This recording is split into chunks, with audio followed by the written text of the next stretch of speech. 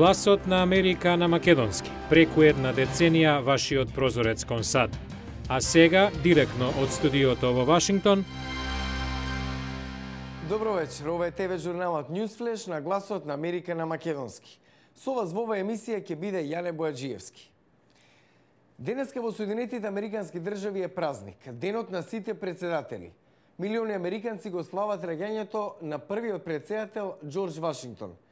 50 години од првото орбитирање на американски астронаут. Сенаторот Џон Мекејн со група колеги на разговори во Кабул со председателот Хамид Карзај. Еве ги најновите вести. Милиони американци денеска го празнуваат роденденот на првиот председател на САД Џорџ Вашингтон. Иако празникот е официјално одавање на почит на Вашингтон, овој ден се смета како славење на сите претходни председатели. Повеќето владени канцеларии и згради се затворени, како и банките, берзите на акции и американската пошта. Повеќето продавници го искористија продолжениот викенд за да нудат специјални попусти. Во февруари се родени двајца од тројцата најпочитувани председатели на САД: Џорџ Вашингтон во 1732 и Абрахам Линколн во 1809. Празнувањето на роденденот на Џорџ Вашингтон беше воведено во 1885. Американската вселенска агенција НАСА слави 50 години од првото патување на еден астронаут во земјината орбита. Ракета од проектот Меркур беше лансирана на 20 февруари 1962, кога астронаутот Џон Глен ја обиколи планетата 3 пати во мисија да покаже како реагира човекот во Вселената. Глен не е првиот човек кој орбитирал околу Земјата. Речиси една година пред неговиот лет, пилотот на советското воздухопловство Јури Гагарин ја обиколи Земјата. Американскиот сенатор Џон Мекејн рече дека се надевот и договорот за стратешко партнерство со Авганистан може да биде финализирано пред самитот на НАТО во мај, но од САД нема да ги решат чувствителните прашања на начин на кој припадниците на американските вооружени сили би биле ставени под ризик. Мекејн предводи група од 5 сенатори на разговори во Кабул со афганистанскиот председател Хамид Карзај. Тој предупреди дека одржување мировни разговори со Талебан ќе бидат потешки, заради планираното повлекување на меѓународните сили до крајот на 2014.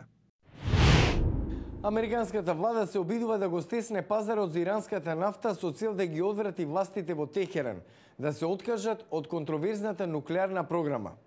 Иранските граѓани веќе ги чувствуваат последиците и ефектите од таквиот чекор.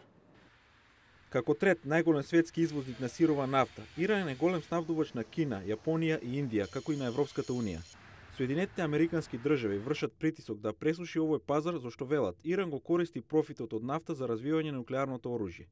Ова е портпаролката на Стејт Департментот Викторија Нуланд. What we are saying to all of our allies and partners around the world is that Тоа што им велиме на сите наши сојузници во светот е дека ги охрабруваме да купуваат помалку иранска сирова нафта, колку што е можно помалку, да најдат алтернатива во контекст на економскиот притисок што сите ние се трудиме да го извршиме врз Иран, да излезе чист пред меѓународната заедница за нивната нуклеарна програма. Кина вели дека Иран сака да се врати на разговорите за нивната нуклеарна програма, така што нема причина да се става ембарго на нивната продажба. Ова е кинескиот помошник министер за надворешни работи Ма Жаоџу. Иран изрази волја за засилување на соработката со Меѓународната агенција за атомска енергија и да започне нова рунда на диалог. САД и сојузниците велат дека санкциите ќе го забават Иран во создавање нуклеарно оружје, но професорката на Џонс Хопкинс универзитетот вели дека може да е премногу доцна. Времето кога санкциите може да имаат ефект е поминато. Сега не се знае колку време има додека Иран биде во состојба да произведе своја бомба. Иранските соседи Ирак и Турција се загрижени за тензијата што се зголемува во врска со Иран и како тоа може да се одрази на нив. Со санкциите на централните банки на Западот се нанесува штета на иранската економија, но тоа ќе биде сигурно позначителна кога ќе влезе со сила забраната на Европската унија за иранската сирова нафта во јули. Преку 30 милиони луѓе во САД секоја година страдаат од акутна или хронична синусна инфекција. За повеќето од нив на пациентите им се припишуваат антибиотици. Но експерти од Светската здравствена организација предупредуваат дека прекумерната употреба на антибиотици создава нови бактерии отпорни на тие лекови. Според најнова студија, терапијата со антибиотици не е ефикасна против синусните инфекции. Амоксицилинот е веројатно најмногу препишуван антибиотик. Но ова може да биде и антибиотикот што се дава за лекување на синусна инфекција, вели доктор J. Пикирило од Школата за медицина при Универзитетот Вашингтон во Сент Луис, Мисури.